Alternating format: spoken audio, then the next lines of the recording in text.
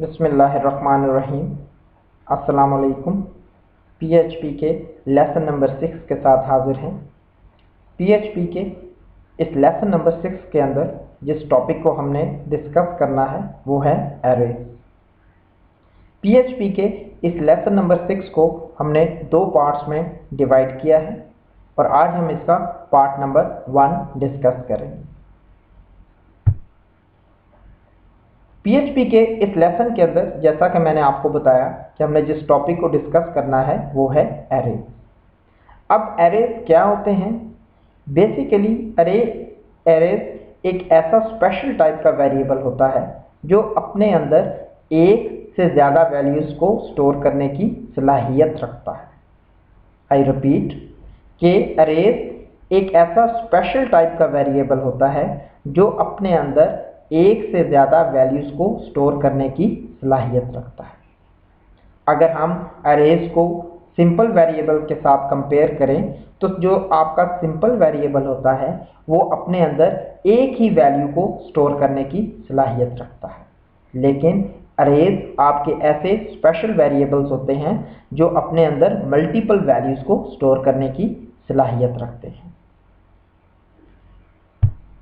PHP के arrays की अगर हम बात करें तो वो हमारे पास तीन तरह के होते हैं। इंडेक्स अरेज जिन्हें हम न्यूमेरिक अरेज भी कहते हैं, एसोसिएटिव अरेज और मल्टी डायमेंशनल अरेज। इस लेसन के अंदर हमने जिस अरेज को डिस्कस करना है वो आपके इंडेक्स अरेज है। अब अगर हम बात करें इंडेक्स या न्यूमेरिक अरेज की तो इसके दो बहुत इंपॉर्टेंट कॉन्सेप्ट्स हैं, उन्हें आपने बड़े गौर से लर्न करना है। वो ये है कि जैसे ही मैं अरेज को डिक्लेयर करूंगा, डिफाइन करूंगा, ये ऑटोमेटिकली अपने एलिमेंट को एक इंडेक्स या एक न्यूमेरिक आईडी असाइन कर देता है और वो इंडेक्स या आईडी हमेशा स्टार्ट होता है 0 से। फॉर एग्जाम्पल, जैसे कि मैंने एक एग्जाम्पल दी हुई है आपको, आप स्क्रीन पे देख सकते हो कि $बुक्स मैंने एक वेरिएबल लिया है अरे का और उसको लिखा है अरे और उसके अंदर 3 वैल्यूज को मैंने स्टोर करवाया है, या आप ये कह सकते हैं कि उसके 3 एलिमेंट्स हैं पीएचपी, जावा और C++। अब इंडेक्स या न्यूमेरिक अरेज क्या करेंगे? इन एलिमेंट्स या इन वैल्यूज को ऑटोमेटिकली इंडेक्स असाइन कर देंगे। मसलन कैसे कि पीएचपी को वो इंडेक्स असाइन कर देगा 0, जावा को कर देगा 1 और C++ को कर देगा 2, और ये इंडेक्स ऑटोमेटिकली असाइन हो जाएंगे।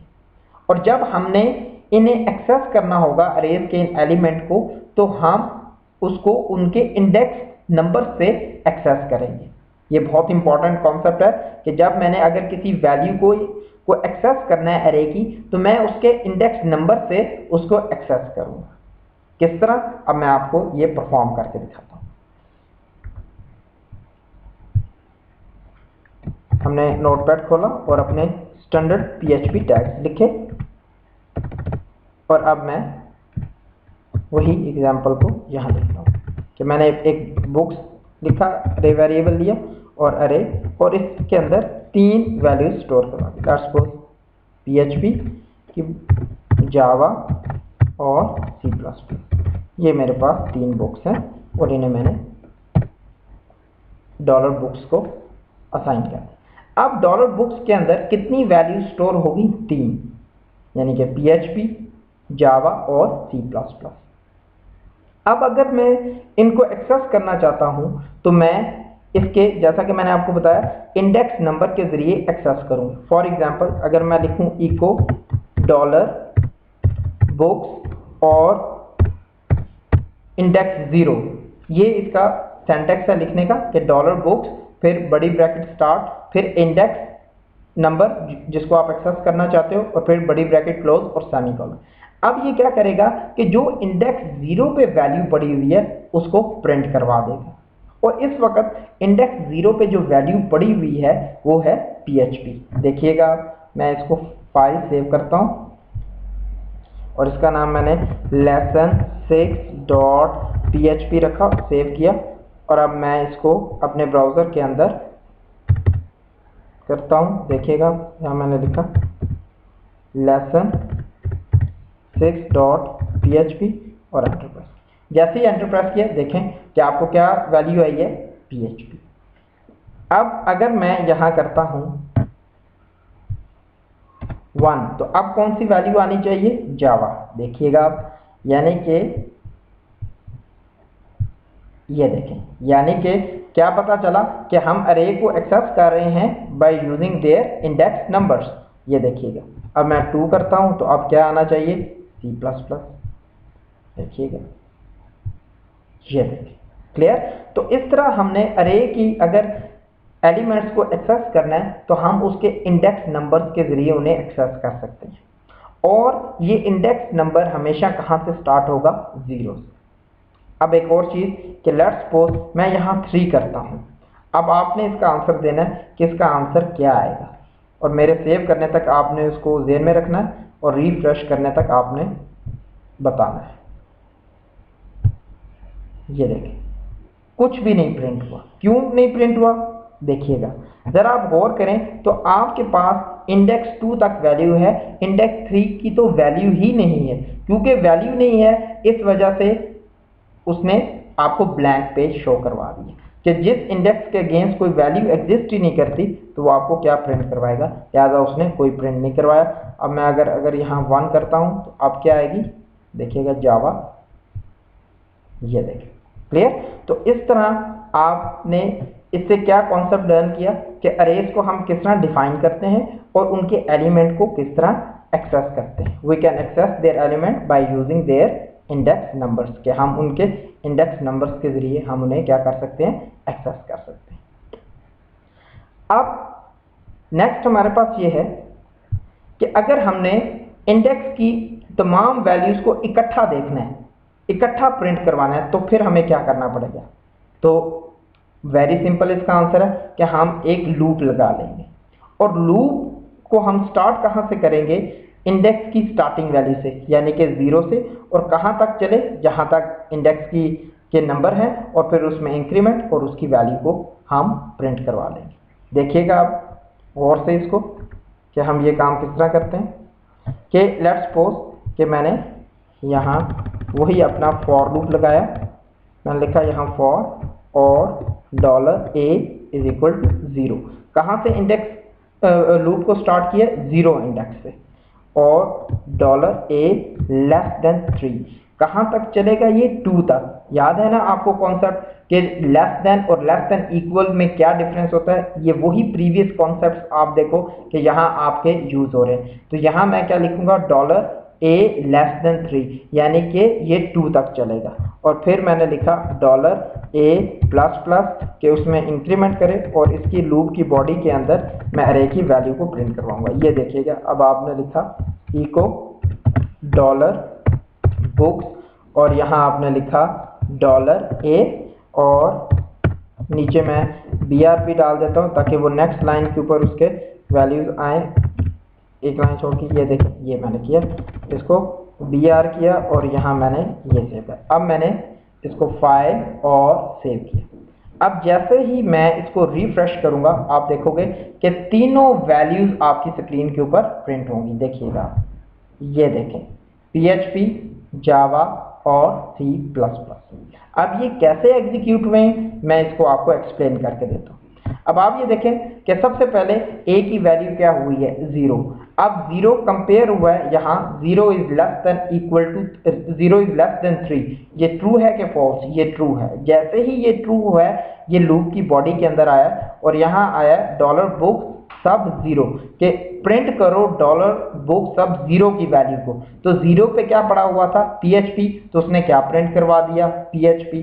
नेक्स्ट चला a की वैल्यू में इंक्रीमेंट हुआ, तो a की वैल्यू क्या हुई, 1 होगी। 1 इज लेस देन 3, ये ट्रू है कि फॉल्स, ये भी ट्रू है। तो फिर लूप की बॉडी के अंदर आया $book सब 1 की वैल्यू को प्रिंट करो। तो 1 पे क्या पड़ा हुआ है, जावा, तो उसने क्या प्रिंट करवा दिया, जावा को प्रिंट करवा दिया।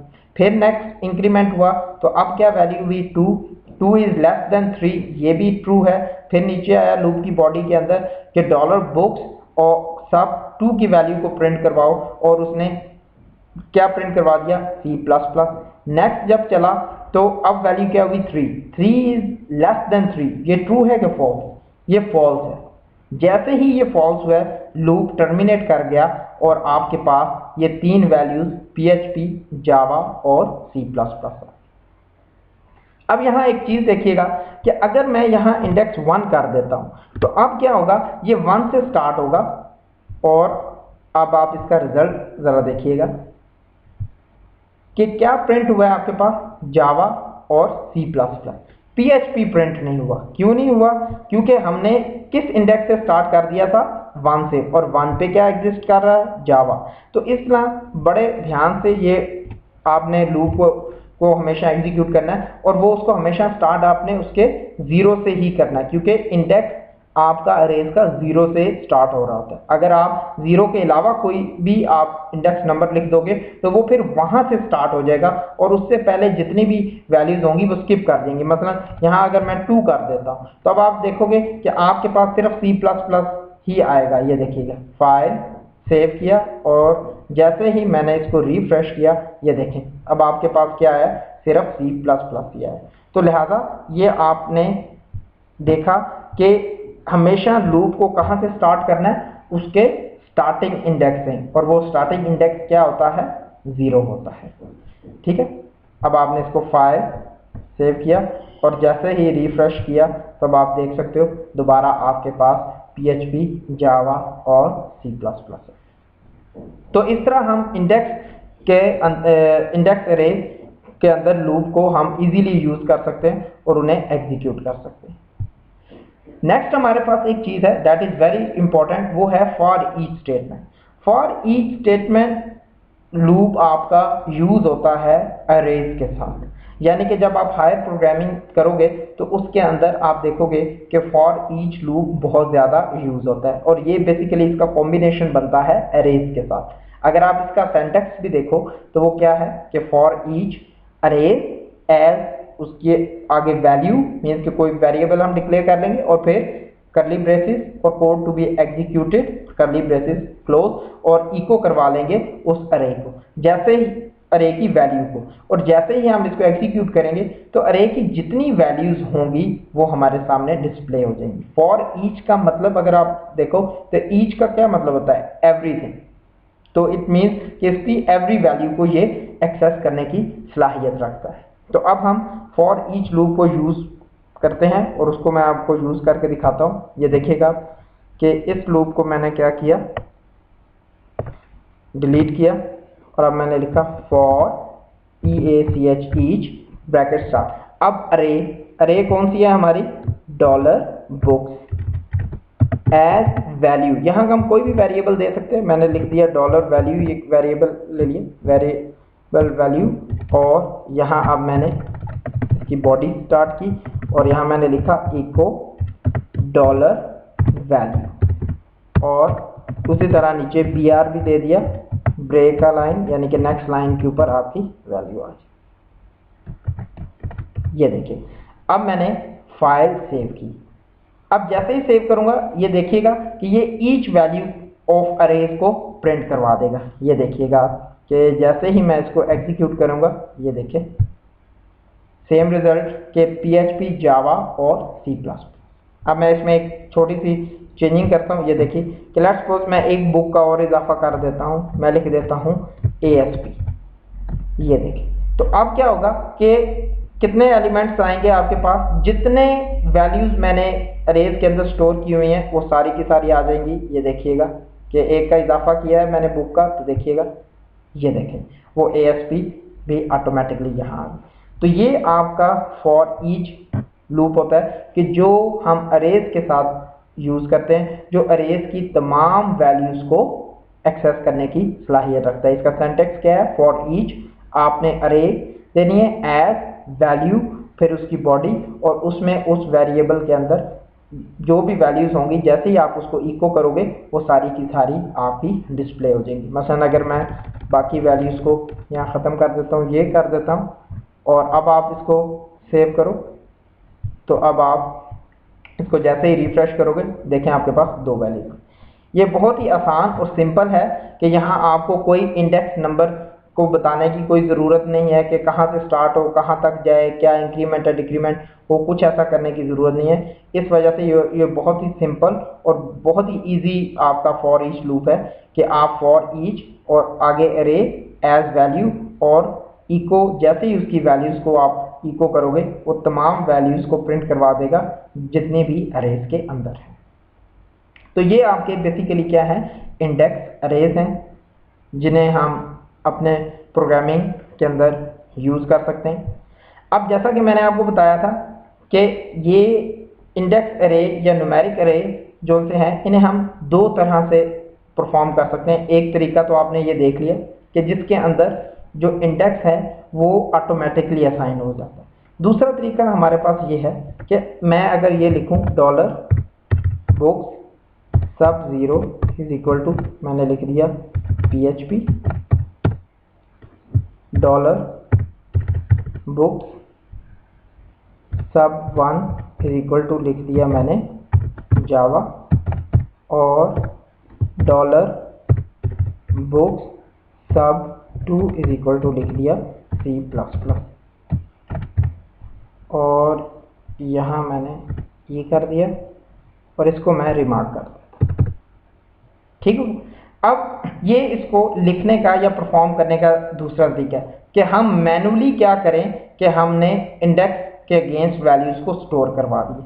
क्या अब आप ये देखेंगे फाइल सेव किया मैंने और नीचे फॉर ईच लूप लगा हुआ है, तो ये आपको उसी तरह तीन वैल्यूज़ को डिस्प्ले कर देगा, PHP जावा और C++ को। देखिएगा, इसको रिफ्रेश किया मैंने, ये देखिए सेम आपके पास वैल्यूज़ को उसने प्रिंट करवा दिया। अब इन दोनों में जो डिफरेंस है वो वेरी सिंपल, बहुत ही आसान है। वो ये डिफरेंस है कि पहले मेथड में आप देख रहे हो कि इंडेक्स ऑटोमेटिकली असाइन हो रहा है, लेकिन दूसरे मेथड में हमें इंडेक्स मैनुअली देना पड़ रहा है। तो it's totally up to you कि आप इन दोनों में से किसी को भी यूज़ कर सकते हो, लेकिन I always use first method क्योंकि उसमें क्या है कि इंडेक्स की वैल्यू ऑटोमेटिकली असाइन हो जाती है, तो हमें उसको असाइन करने की ज़रूरत नहीं रहती। तो it's totally up to you कि आप चाहे ये वाला मेथड यूज़ कर लें या आप ऊपर वाला मेथड जो पहले हमने डिस्कस किया उसको कर लें। डिफरेंस सिर्फ यही है कि हम उसके अंदर ऑटोमेटिकली वैल्यूज इंडेक्स असाइन हो जाता है और दूसरे मेथड के अंदर हमें मैन्युअली इंडेक्स को असाइन करवाना पड़ता है। ये देखिए मैंने दोबारा पहले वाला मेथड यूज़ किया, सेम रिजल्ट। क्लियर? तो इस तरह हमने इस लेक्चर नंबर 6 के अंदर क्या डिस्कस किया कि व्हाट इज अरे, के अरेज क्या होते हैं, इंडेक्स अरेज या न्यूमेरिक अरेज जिन्हें हम कहते हैं वो क्या होते हैं, और फॉर ईच लूप किस तरह काम करता है और किस तरह हम उसको यूज़ कर सकते हैं।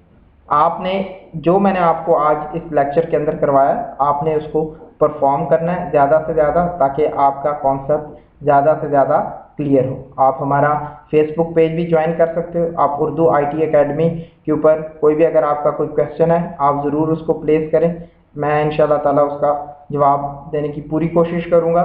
और आपने जो इस लेक्चर के अंदर लर्न किया है उसको आपने एक बार ज़रूर रिवाइज करना है। इंशाल्लाह नेक्स्ट पार्ट के अंदर हम एसोसिएटिव अरे और मल्टी डायमेंशनल अरेज को देखेंगे। शुक्रिया।